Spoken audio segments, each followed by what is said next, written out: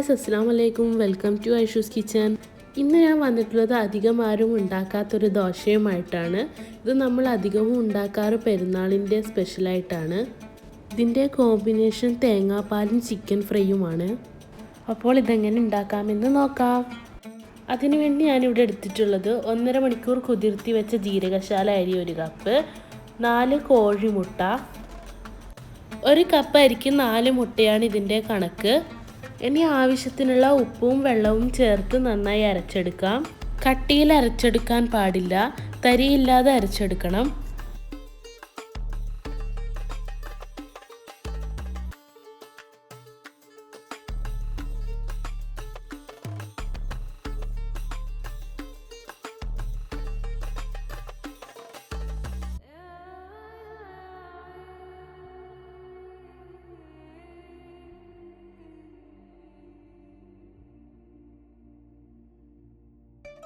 ഞാനിവിടെ കല്ലുപ്പാണ് ഇട്ട് കൊടുത്തിട്ടുള്ളത്, അതിനാണ് ടേസ്റ്റ് കൂടുതൽ.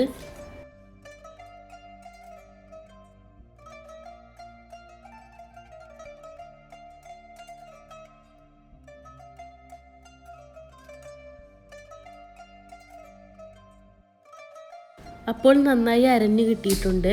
ഇനി ഒരു സ്ട്രെയിനർ വെച്ച ശേഷം അരിച്ചെടുക്കാം.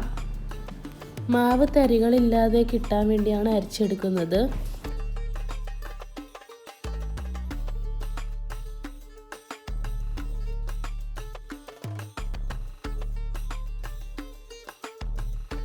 ഇനി നമുക്ക് ദോശ ചുട്ടെടുക്കാം. അതിനു വേണ്ടി ഒരു പാൻ വെച്ചിട്ടുണ്ട്. ചൂടായ പാനിലേക്ക് കുറച്ച് മാവ് ഒഴിച്ച് ഒറ്റ പ്രാവശ്യം ചുറ്റിച്ചെടുക്കാം. ബാക്കി വന്ന മാവ് നമുക്ക് തിരിച്ച് മാവിൻ്റെ പാത്രത്തിലോട്ടേക്ക് തന്നെ ഒഴിച്ചു കൊടുക്കാം. ദോശ കട്ടിയില്ലാതെയാണ് ചുട്ടെടുക്കേണ്ടത്. ഒരു ടിഷ്യൂ പേപ്പർ പോലെയാണ് ദോശ ഉണ്ടാവുക. നിങ്ങൾ ഫസ്റ്റ് ഒന്ന് ഒഴിച്ചു കൊടുത്ത് നോക്കുക. അത് കട്ടി കൂടുതലാണെങ്കിൽ കുറച്ചും കൂടി വെള്ളം ചേർത്ത് ഒന്ന് മിക്സിയിൽ അടിച്ചെടുത്താൽ മതി. ഇനി ഇതുപോലെ നമുക്ക് ബാക്കിയുള്ള ദോശകളെല്ലാം ചുട്ടെടുക്കാം. ദോശ പാനിൽ പിടിക്കുന്നുണ്ടെങ്കിൽ ടിഷ്യൂ പേപ്പർ കൊണ്ട് ജസ്റ്റ് ഒന്ന് തുടച്ചു കൊടുത്താൽ മതി. ഇതുപോലെ ദോശ പാനിൽ നിന്ന് വിട്ടുവരും. അതാണ് ഇതിൻ്റെ പാകം. ഇത് മറിച്ചിട്ട് കൊടുക്കേണ്ട ആവശ്യമൊന്നുമില്ല.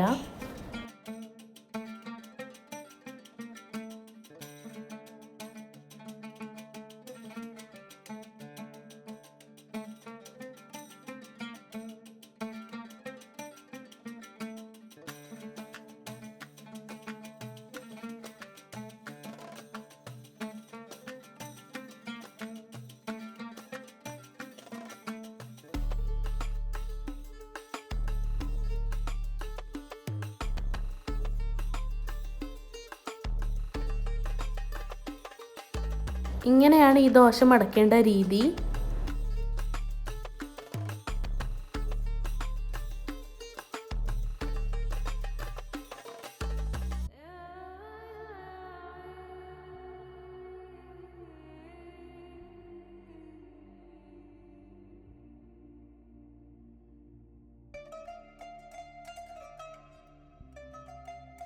പറയുന്നതിലും കൂടുതൽ കണ്ടാലാണ് നിങ്ങൾക്ക് മനസ്സിലാവുക. അപ്പോൾ ഇതുപോലെ ചെയ്തെടുത്താൽ മതി.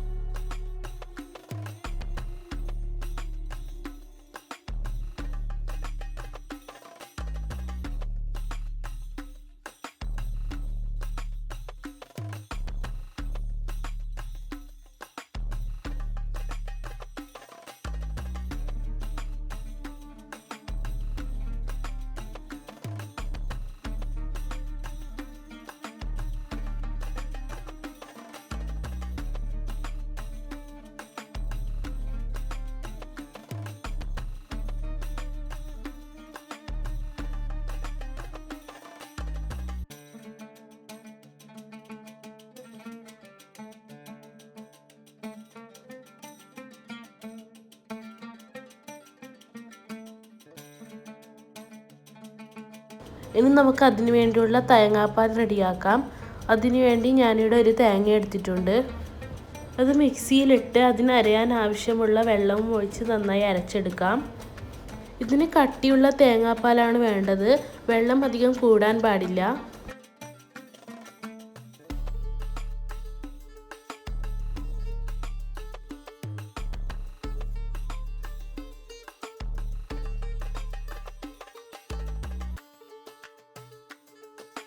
അപ്പോൾ തേങ്ങ അരയുന്ന ടൈം ഞാനിവിടെ ബാക്കിയുള്ള ദോശകളെല്ലാം ചുട്ടെടുക്കുന്നുണ്ട്.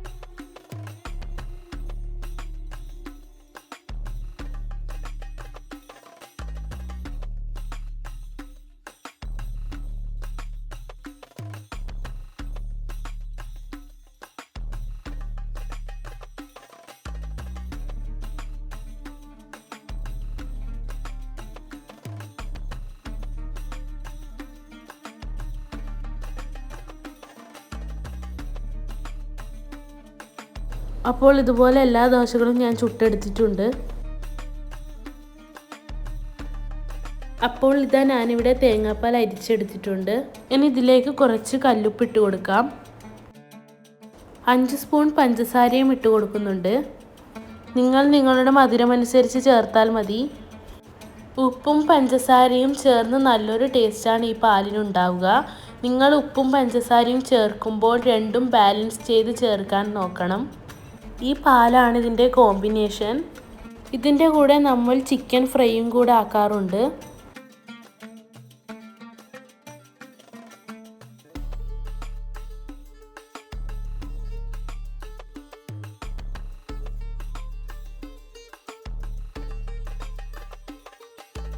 ഞാനിവിടെ ചിക്കനും കൂടി ഫ്രൈ ചെയ്യുന്നുണ്ട്. ചിക്കൻ ജസ്റ്റ് ഫ്രൈ ചെയ്യുന്നത് മാത്രമേ ഞാനിവിടെ കാണിക്കുന്നുള്ളൂ. കാരണം ചിക്കൻ ഫ്രൈ ചെയ്യുന്നത് എല്ലാവർക്കും അറിയാവുന്നത് കൊണ്ടാണ്. അതും കൂടി കാണിച്ച് നിങ്ങളെ ബോറടിപ്പിക്കണമെന്ന് കരുതിയാണ് കാണിക്കാതിരുന്നത്.